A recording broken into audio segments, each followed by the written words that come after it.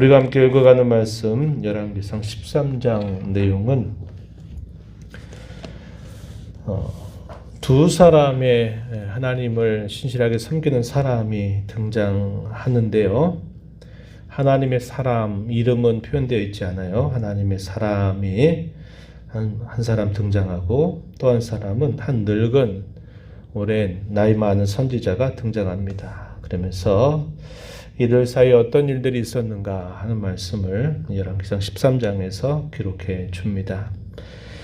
이미 나라가 이제 두 나라로 분열이 되어 버린 상태가 돼서 북쪽에는 10지파를 중심으로 해서 이스라엘 나라가 자리를 잡게 되고 그 나라의 초대 왕은 여로보암입니다. 이 사람은 솔로몬의 신하였습니다. 그런데 하나님께서 이 솔로몬의 범죄 까닭에 아히야라고 하는 선지자를 통해서 이 사람에게 일찍이 10지파를 내게 준다라고 하는 예언의 말씀을 듣게 되었습니다. 그리고 마침내 솔로몬이 죽고 난 다음에 실제로 이런 일이 발생하게 돼서 북이스라엘 나라의 초대 왕이 됐는데, 이 여로보암이 어떤 정책을 펼치게 되냐면 종교 정책을 펼칠 때 하나님의 뜻에 어긋나는 악한 일을 펼치게 된 겁니다. 그 내용은 12장 25절부터 33절에서 잘 표현이 되어 있고, 오늘 우리가 읽은 내용 가운데는 13장 마지막 2절에서 또 그러한 내용이 표현이 되고 있습니다. 여로보암의 죄라고 부르는 것이 하나의 명사처럼 사용되기 시작하게 되는 근거가 됩니다. 어떻게 했냐면 이스라엘 백성들이 절기를 맞아 예루살렘으로 성소가 있는 곳으로 올라가게 되면 자신의 나라가 분열이 될 것이다. 많은 백성들이 남쪽에 있는 유다 지파로 갈 것이다 라고 우려를 한 나머지 베델과 단이라고 하는 곳에다가 큰 제단을 만듭니다. 만들고 그곳에 신상을 만들어요. 하나님을 신상으로 만드는데 금 송아지를 가지고 그것을 하나님이라고 말하면서 그 앞에서 제사를 드리라고 말을 하게 됩니다. 그리고 제사장을 세우는데 레위 지파의 후손들을 세우는 것이 아니라 일반 백성들을 데리다가 거기 제사장으로 삼게 되고, 또 하나님 앞에 하나님께서 정해 주신 절기를 임의적으로 제정해서 자신들은 남쪽에 있는 유다 백성들과 다른 생활을 하도록 부추기게 됩니다. 이것이 큰 범죄 사건이 돼요.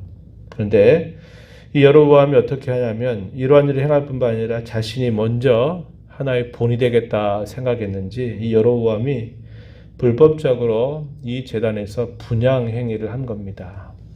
그 내용이 이 13장 앞부분에서 소개가 됩니다. 한번 1절 가서 보시면은 이렇게 말해요. 보라, 그때에 하나님의 사람이 여호와의 말씀으로 말미암아 유다에서부터 베델에 이르니 마침 여로보암이 제단 곁에 서서 분향하는지라.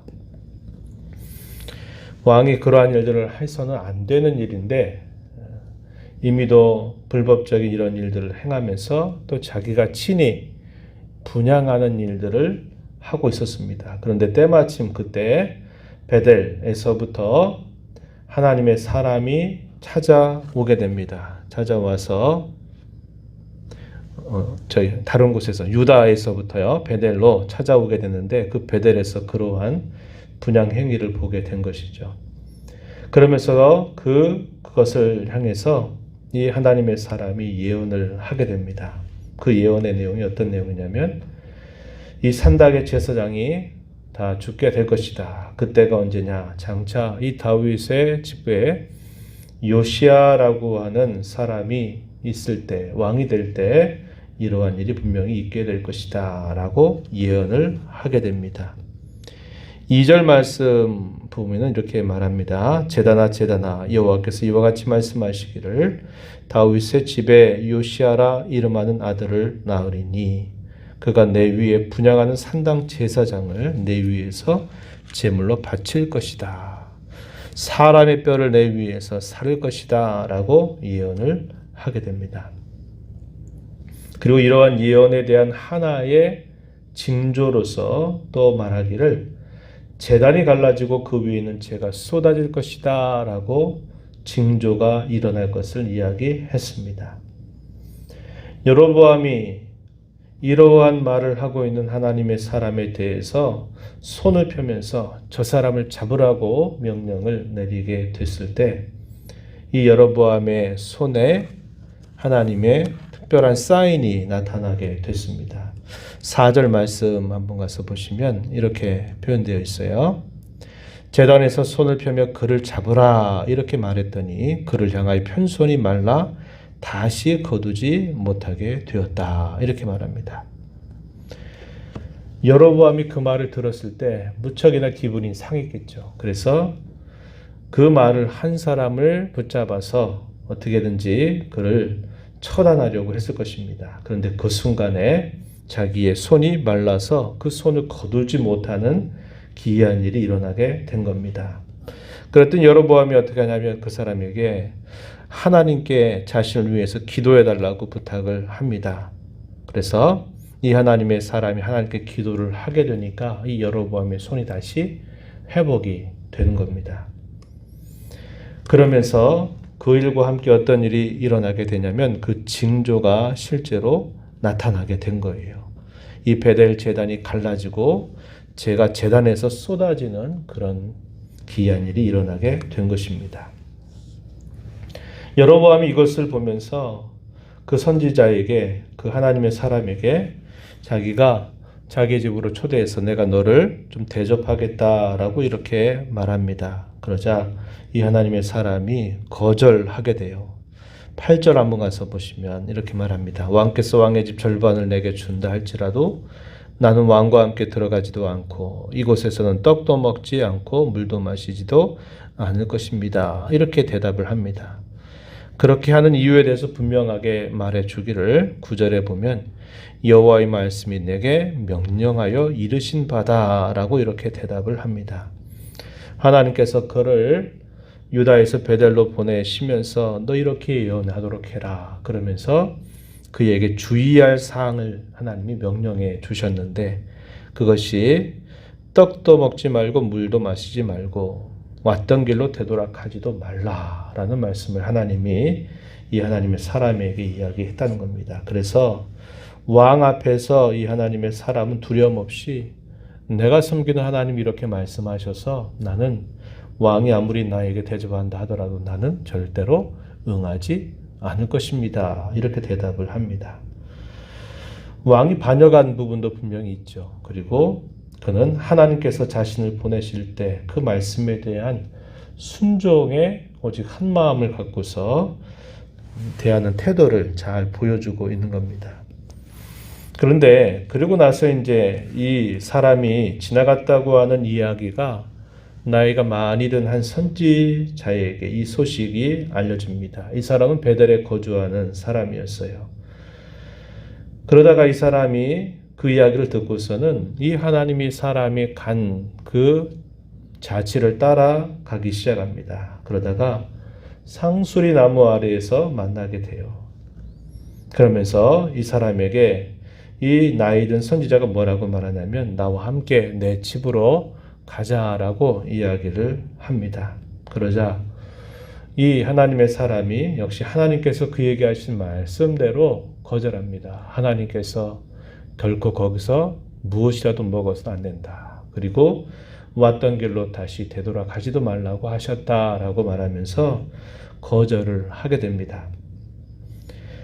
그랬더니 이 나이가 든 선지자가 뭐라고 말하냐면 여호와께서 내게 말씀하셨다.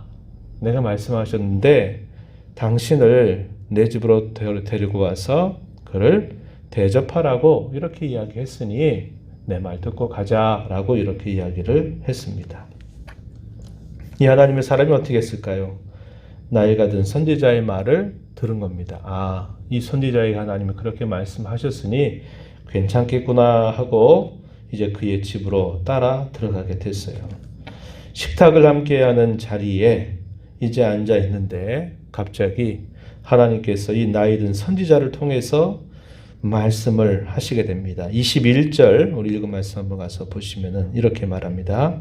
중간 부분에 여호와의 말씀에 내가 여호와의 말씀을 어기며 내 하나님 여호와께서 내게 내리신 명령을 지키지 아니하고 돌아와서 떡도 먹지 말고 물도 마시지 말라 하신 곳에서 떡을 먹고 물을 마셨다.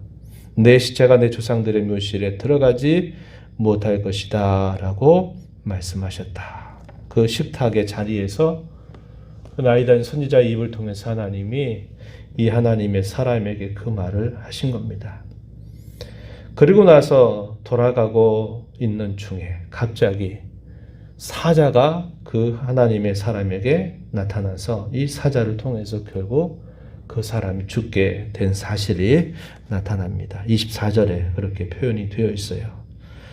이 하나님의 사람이 죽었다 하는 소식이 이 나이가 든 선지자에게 다시 들립니다. 그래서 이 선지자가 어떻게 하냐면 그 현장으로 찾아가게 됩니다. 그러면서 뭐라고 말하냐? 26절 보면 이는 이 사람은 여호와의 말씀을 어긴 하나님의 사람이다. 이렇게 표현을 합니다. 그러면서 이 사람의 죽음에 대해서 무척이나 슬퍼하고 이 사람을 장사를 치러주는 일을 하게 돼요. 그리고 이 사람을 자기의 묘실에 이 사람을 안치하게 됩니다. 그러면서 뭐라고 이야기하냐면 30절 가서 보니까 이렇게 말합니다. 그의 시체를 자기의 묘실에 두고 오호라 내 형제여 하면서 탄식하면서 그의 죽음에 대해 슬피 애곡하는 모습이 표현이 됩니다. 그러면서 자식들을 향해서 유언합니다. 내가 죽거들랑 이 하나님의 사람이 장사된 묘실에 나를 함께 묻어두라. 이런 유언을 하게 됩니다. 그러면서 뭐라고 말하냐면 이 사람을 통해서 예언했던 이 말씀은 반드시 이루어질 것이다 라고 이야기를 하게 됩니다. 32절 한번 보시면 그가 여호와의 말씀으로 베델에 있는 제단을 향하고 또 사마리아 성읍들에 있는 모든 산당을 향하여 외쳐 말한 것 반드시 이룰 것이다. 이렇게 말을 합니다. 좀 우리가 납득하기 힘든 사건이 발생된 겁니다.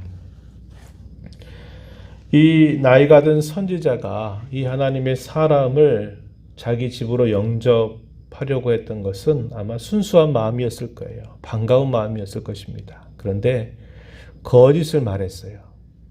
하나님께서 내게 그렇게 다시 또 말씀하셨다. 그러니 내 집에 가자. 이렇게 이야기를 했고 이 하나님의 사람은 여로보암에게 예언을 하고 돌아가는 중에 이 거짓된 말을 듣고서는 그것이 하나님의 말씀인 줄 따라하다가 하나님의 무서운 심판을 받게 돼서 가는 도중에 결국 죽음을 당하게 된 사건입니다. 우리가 이걸 통해서 분명하게 확인하는 것이 뭐냐면 순종이 철저해야 된다라는 것을 우리는 배우게 됩니다. 여로보암 앞에서는 당당하게 이 하나님의 사람은 왕의 권위에 굴복하지 않고 더 크신 진정한 왕 되신 하나님이 내게 이렇게 말씀하셨으니 왕께서 내게 대접한다 하더라도 나는 그렇게 따라갈 수 없다고 단호하게 거절을 하면서 그 말씀에 순종을 하게 되었는데 나이가 든 선지자를 만나서 이렇게 대화를 하는 중에는 거기에는 별다른 그런 철저한 확인할 이런 생각이 없이 그게 그런 줄 알고 그대로 따랐다가 결국은 하나님 말씀하신 대로 자기가 찾아왔던 자기가 있었던 그 고향 땅으로 돌아가지 못하고 사자에 의해서 죽임을 당하게 되는 사건이 발생합니다. 이 나이가 든 선지자가 이 하나님의 사람을 진심으로 애곡하고 또 장사하는 모습을 볼 때 나쁜 마음으로 그렇게 한 것은 아니다라는 것을 확인해 볼 수는 있어요. 하지만 이런 사건을 통해서 하나님은 분명하게 말씀하시는 겁니다. 하나님의 말씀에 대한 순종은 그냥 대충 이루어져서는 안 되고 철저해야만 된다라는 사실을 분명하게 보여주고 있다는 겁니다. 그리고 그 말씀에 대하여 다른 것들이 다른 이야기들이 있게 될 때는 그것이 사실인가를 신중한 태도로 확인을 하는 자세를 가져야 된다. 이것을 우리가 깊이 생각하게 돼요. 그리고 하나님께서 행하신, 하나님이 하신 그 말씀은 반드시 이루어진다는 것도 한번 우리가 이 이야기를 통해서 확인하게 됩니다. 하나님의 말씀이 여로보암에게 이야기가 될 때는 먼 훗날에 있게 될 하나님의 심판을 예언했어요. 그게 언제 얼마의 시간이 흘러가게 되냐면 무려 한 300년이라고 하는 시간이 흘러가게 됩니다. 그때 이 3당에서 제사하는 모든 제사장들이 요시야에 의해서 죽임을 당할 것이다 라는 예언을 했습니다. 머나먼 멀리 있어야만 성취되는 예언의 말씀이었어요. 그런데 여로보암이 들었을 때는 머나먼 얘기입니다. 요시야라는 사람은 누구야? 한 번도 들어보지 못한 사람을 이야기했죠.